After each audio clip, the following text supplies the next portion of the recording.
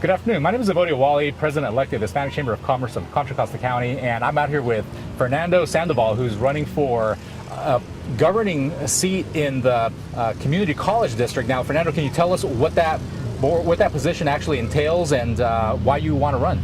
Sure. I'm running for the governing board trustee for Ward 5 for the Contra Costa County Community College District.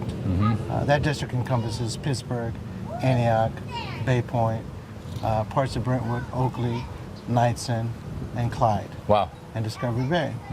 Also, some of the colleges that we have within that district are the Los Medanos College, Los Medanos College Center, which is in the design stage, which is planned to be available in 2020. And we also have concurrent enrollment with students at Diablo Valley College. All right. Okay, so the purpose of the governing board trustee is to work with the existing governing board members across Contra Costa County, and there are a total of 5, to advocate and to support the implementation of policies as set forth by the California College Board, Community College State Board. So clearly that's a key governing role within the whole community college construct here that Contra Costa works within. So tell us why you'd like to be appointed to this role and what sort of impact you're looking to drive in this new election year. Thank you for that question. I think right now we're at an inflection point with the Community College District. We're not where we need to be with our students yet. Right now, our students take an average time of 7 years to complete their 2-year education within the Community College District, and we need to improve that, reduce that rate, give the skills to the students to have marketable ability to start working in the higher paying jobs than the ones they currently have. So that's the big thing. I want to drive inclusion and diversity across the district for those colleges to ensure that we have the right connections between the faculty and our students, okay, and including from a diversity perspective, I mean not just ethnicity, but race, gender, different type of occupations that previously held by different students, bringing in the veterans. We just opened up a new Veterans Resource Center in Los Medanos College, the first one. We're also opening them up in Contra Costa Community College and as well at Diablo Valley College. So we want to make sure that we are inclusive of our entire community population. So that's one of the big things that I'm running at. Additionally, the reason I want to be appointed is I want to go ahead and connect the existing student body with the communities in which they exist, so that communities can understand what type of skills are available that can be used by those students, and for those students to also understand the economics and the business atmosphere in which they live in. Because the future, what we want to do is we want to create local jobs for these students. We want to make sure that the businesses are aware of the type of opportunities they have for resources within the community college district that we're part of. The third thing that I want to go ahead and advocate is the emerging technology field. Today, the Contra Costa Community College does not have a focus on emerging technologies. Now, in working with a lot of people in business, their perspective is we can fill many of the jobs that are out there by emergency technology by 2-year college educated students. And those jobs we're paying in the range of $80,000 versus $120,000, $130,000 type ranges for 4-year college students upon graduation. So those skills are needed today. We can go ahead and advocate for the inclusion of those skills today, for the jobs of tomorrow today for those students. That's an opportunity cost as well. We want to make sure that when we reduce the time it takes for someone to complete college, that they understand what the economic certainty impact that is to them and their families and the community. The big thing about education is people need to understand that education is also an economic stimulus. If we have a better educational system, better educated students, a more educated workforce, that actually drives up the value of homes from $350,000 on average to $500,000. Sure. Which then will produce additional tax revenue for the city so they can go ahead and do their own programs. And because we have a better educated workforce, that will then drive other businesses from outside the county to come into the county. So we'll be able to get some external resources to help the growth in the right way to give us better balance than we have today. Fantastic. So you clearly have a good handle on the situation and understand what all is involved there. Now, leading up to this interview, you shared with me that you had left for some time and came back and saw a very sharp contrast between the services and infrastructure that we had out here in this area and what we have now. Growing up in East County, at that time as a 17-year-old, we had a lot of different programs in place that engaged the community to be involved at different levels. A lot of that has been lost over the years. What I want to do is continue to reconnect the dots between the various nonprofit agencies, the community, so that we can all work together in order to drive up community wellness. When I was 17, my first public service was actually serving for the U.S. military during the Vietnam conflict. Since then, I've worked at Lawrence Livermore National Laboratory as a technologist and around the world for manufacturing, retail, banking, finance, and education. I want to bring the breadth of that experience, of that collaboration and facilitation of working with people so that people can bring their new ideas together in a tangible way, in a strategic way, in order for us to foster innovation going forward, in order to improve the educational experience for the students, as well as ensure that from the community perspective, the community continues to grow in the right way. So how are you going to drive impact from your particular role to help some of these ideas come to fruition? I mean, clearly you're going to be in a key governing seat, and so how does that seat get leveraged to help make some of this come to pass? Okay. The area that I'm covering is quite wide, as you know. One of the tangible ways that I can do that is because I'm a bilingual, multilingual person, I can reach out to the communities in the language that they're comfortable in and understand their specific needs, understand what type of additional educational experiences they require in order to provide jumper cables to jumpstart those families to drive education as a priority for them, because education has to be their priority for many families in this area in order to go ahead and stamp out poverty. That's one way. Additionally, I will be working with the various agencies, nonprofit agencies, the community colleges, and trying to work together in creating a workforce development educational strategy. Rather than just having workforce development, which is done by each city now, there's different programs provided by different state programs, is come up with a strategy. Go ahead and measure how well we're doing. Go ahead and adapt the plan that we're doing, have a 3-year rolling tactical plan. So as we are going through the strategy, we'll be able to go ahead and adapt that plan and that model to what is working in the community. So that's the big thing that I'm going to be doing to drive that workforce development. Also, I am already working with the STEM educators, also involved in East Bay Innovation Centers, and with my experience and knowledge and connections with a lot of the technology folks in Google, Lawrence Livermore National Lab, Oracle, I can bring those people to the table to give opportunities for our students now rather than later, and give them an opportunity to have some excitement and improve that educational quality that they want to go ahead and aspire to. Fantastic. So what is the overlap between all this stuff on the Contra Costa Community governing board and the Community College Governing Board and the business issues that we're confronting simultaneously? Where do these two meet, and how can you help any collaboration go more smoothly? I think right now we need to understand that our economic business environment is changing. We have some apprenticeship programs, some vocational programs that have been put in place, and those work rather well. But we are continually changing the economics for all of our communities, and each community is a little bit different.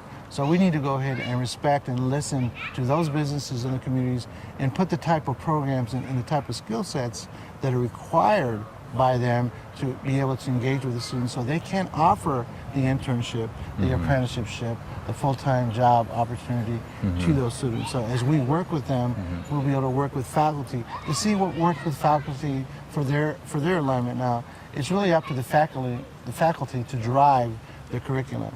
But sitting down with the faculty and getting them involved with the communities is one way that we can enrich our collaboration for what's required going forward. Great. So now we've got a lot of revitalization that's needed in various areas throughout the county, and so I'm hearing that you have a key role that could potentially help increase the collaborations between these areas that really need that business support, and to potentially help address some of the gaps in the socioeconomic development of these areas. So as a prioritization, or kind of like a 90-day plan, are there any things that you'd like to kind of like jump on to maybe help grease the skids and make some of this stuff go a little bit faster or more smoothly?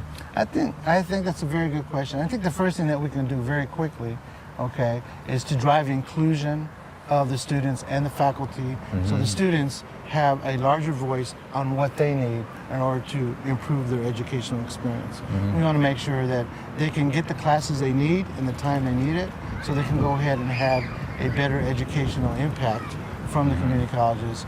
And all we need to do is understand what that is. That's the number one thing we can do, and that will drive the ability of the community colleges to go ahead and be a more fortuitous and positive environment for those students who are in the college. That's the first thing that we can do as a priority. Also ensuring that the faculty themselves, okay, understand the innovations and the ideas that come forward, and allow them to some of those ideas to proceed. So that's the number one priority. The second thing that we need to do in that same respect is bring in some outside innovators, okay, and talk about innovation and what that gap is between when a college student graduates from college, what they're going to face in the industry, what they're going to face in business, and what they need to do to narrow the gap. What type of collaboration they need to have with their communities today. Not when they're looking for a job, what they can do to further the wellness of the community, so they can have those type of skills that businesses are looking for. The opportunity that we have right now is that I work with many businesses where we offshored a lot of employment to India, to Poland, to Puerto Rico, to the Philippines.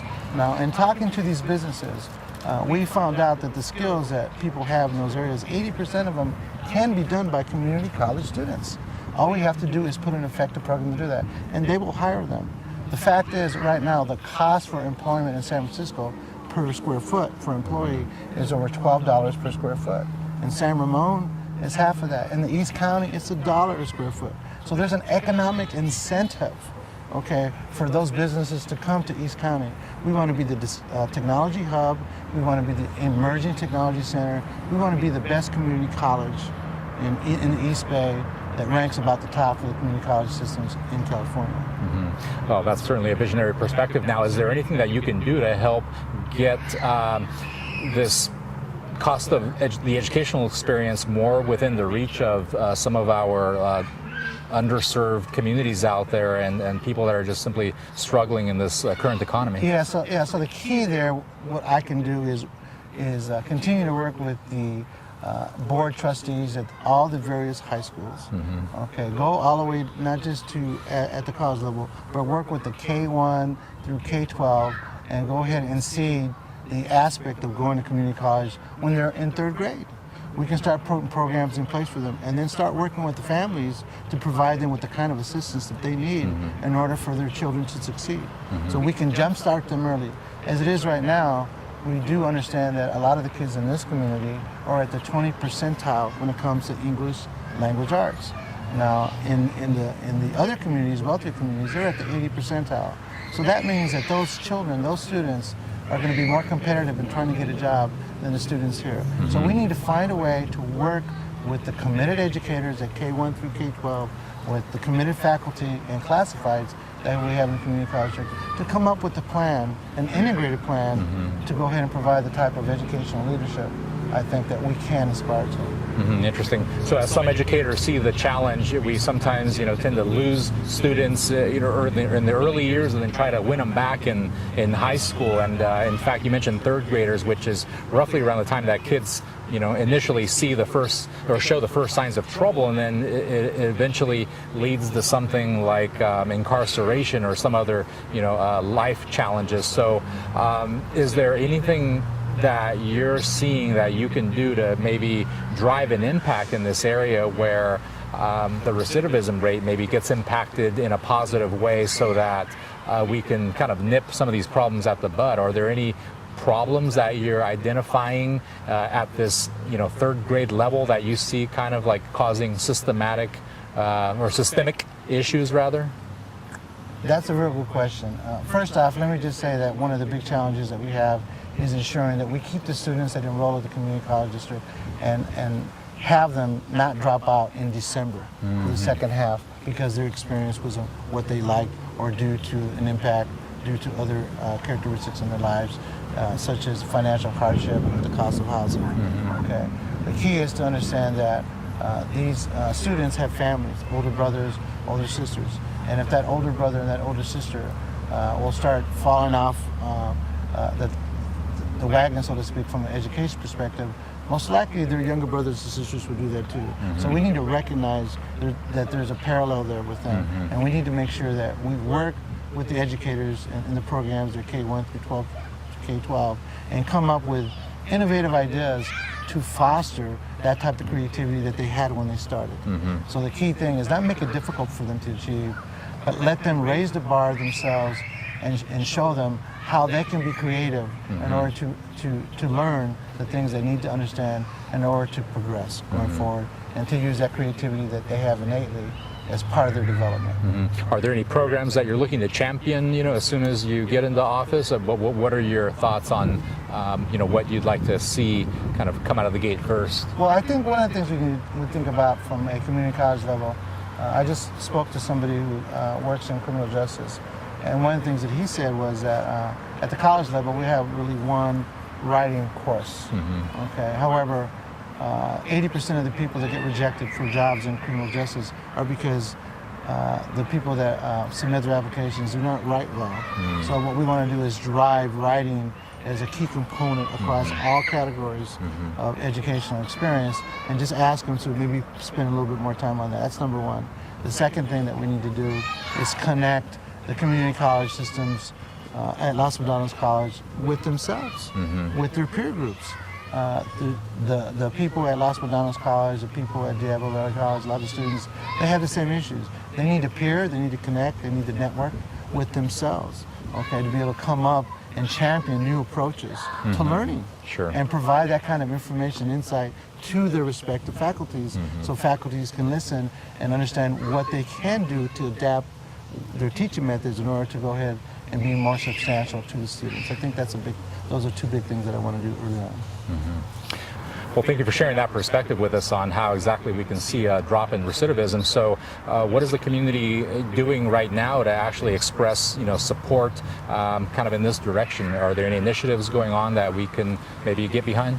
Yeah, I can tell you that in 2014, the community passed the Measure E Bond Act, and that measure essentially allowed the community to get $450 million in obligations, huge obligations, in order to modernize their facilities, to provide the ability to provide more health care, to provide facilities that have more areas for people with disabilities, to provide the ability to have those emerging technologies available to the students, to have first-class educational institutions, so that instructors and educators can have the best and techniques and facilities in order to go ahead and support those students. So that is the big thing. So that's going to take quite some time to do, but the first facility was just ribbon-cutted a couple of months ago. That was Contra Costa County Community College, and to great success and great fanfare. So now that is now considered one of the top-class